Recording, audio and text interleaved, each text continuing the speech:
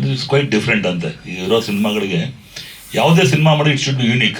ಎಲ್ಲ ಮಾಡ್ತಾರೆ ಪ್ರೋಟೋಕಾಲ್ ಆಗಿ, ಅದೇ ಮರ ಸುತ್ತೋದು, ಅದೇ ಲವ್ ಮಾಡೋದು, ಅದೇ ಹೀರೋಯಿನ್ ಹೋಗೋದು, ಅಣ್ಣ ತಮ್ಮ ನುಗ್ಗೋದು, ಹೀರೋಯಿನ್ ಹೊಡೆಯೋದು, ಡ್ಯಾಶ್ ಮಾಡೋದು, ಡಿಕ್ಕಿ ಹೊಡೆಯೋದು, ಇವೆಲ್ಲ ಸಿನಿಮಾ ಅಲ್ಲ. ಕಂಟೆಂಟ್ ಓರಿಯೆಂಟೆಡ್ ಸಿನಿಮಾ ಮಾಡಿದ್ರೆ ಮಾತ್ರ ಸಿನಿಮಾ ನಿಲ್ಲತ್ತೆ. ಯಾಕಂದರೆ ಹೊಸಬ್ರು ಒಂದು ಪ್ರಾಬ್ಲಮ್ ಇದೆ, ಸಿನಿಮಾಗಳು ಮಾಡ್ತಾರೆ. ನಮ್ಮಲ್ಲಿ 300-400 ಸಿನಿಮಾಗಳು ಮಾಡೋದು. ಮಾಧ್ಯಮ ಮಿತ್ರರಿಗೆ ಒಂದು ರಿಕ್ವೆಸ್ಟ್ ಸರ್, ಇದರಿಂದ ಇಂಥ ಒಳ್ಳೆಯ ಸಿನಿಮಾಗಳು ಕೊಚ್ಕೊಂಡು ಹೋಗ್ಬಿಡ್ತಾರೆ.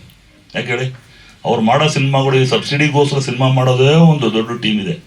ನಾನು ನೇರವಾಗಿ ಹೇಳ್ತೀನಿ, ಆ ಸಬ್ಸಿಡಿ ಬಗ್ಗೆ ಅದೊಂದು ಮಾನದಂಡ ನಿಗದಿ ಮಾಡುವಂಥ ಕೆಲಸ ನಾವು ನೀವು ಮಾಧ್ಯಮ ಮಿತ್ರರು ಕೂತ್ಕೊಂಡು ಮಾಡಿದಾಗ ಮಾನದಂಡ ಕಡಿವಾಣ ಸಿನಿಮಾ ಕೊಡಬೇಡಿ ಅಂತ ನಾವು ಹೇಳಲ್ಲ.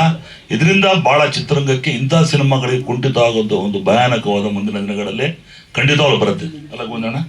ಅದರಿಂದ ಸಬ್ಸಿಡಿಗೆ ಕಂಟ್ರೋಲ್ ಮಾಡೋವಂಥದ್ದು, ಅಲ್ಲಿ ಸಬ್ಸಿಡಿ ಮಾಡೋವಂಥ ಅಲ್ಲಿ ಇರೋ ಲಾಬಿಗೆ ಸಬ್ಸಿಡಿ ಕೊಡೋದು ಯಾತಕ್ಕೆ, ಗುಣಾತ್ಮಕ ಸಿನಿಮಾ ಕೊಡ್ಬೇಕು ಅಂತ ಸರ್ಕಾರ ಕೊಡ್ತಿರೋದು.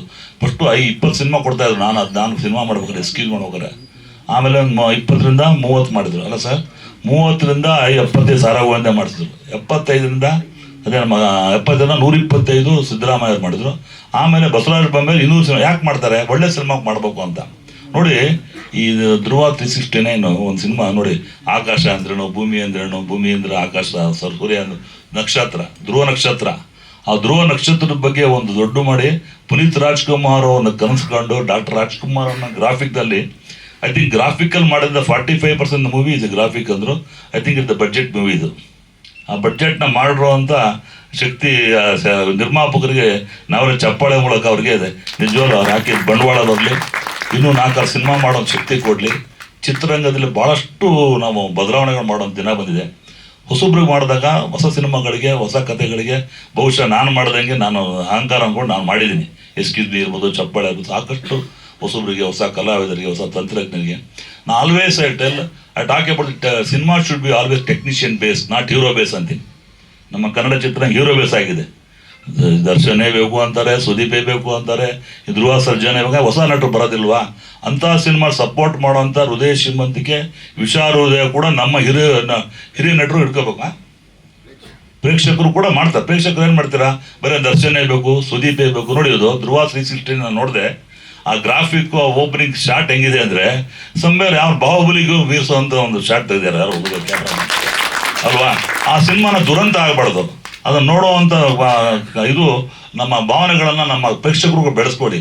ಎಲ್ಲರೂ ಸುದೀಪ್ ಆಗಾಗಲ್ಲ, ಎಲ್ಲರೂ ದರ್ಶನ ಆಗಾಗಲ್ಲ. ಯಾಕೆ ನಮ್ಮ ರಮೇಶ್ ಭಟ್ರು ಎಕ್ಸ್ಕ್ಯೂಸ್ ಒಂದು ಆ್ಯಕ್ಟ್ ಮಾಡಿದ್ದಾರೆ ಇವತ್ತಿಗೂ ಅದು ನನ್ನ ಲೈಫ್ ಲಾಂಗ್ ನೆನೆಸ್ಕೊಳ್ಳುವಂಥ ಆ್ಯಕ್ಟಿಂಗ್ ಮಾಡಿದ್ದಾರೆ.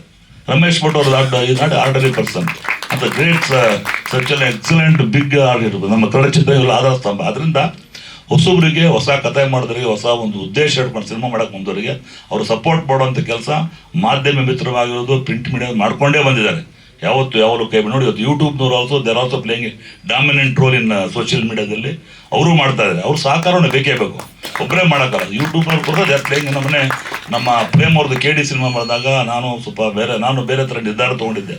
ಮಾಜಿ ಅಧ್ಯಕ್ಷನಾಗಿದ್ದೆ ವಾಣಿಜ್ಯ ಮಂಡಳಿದು.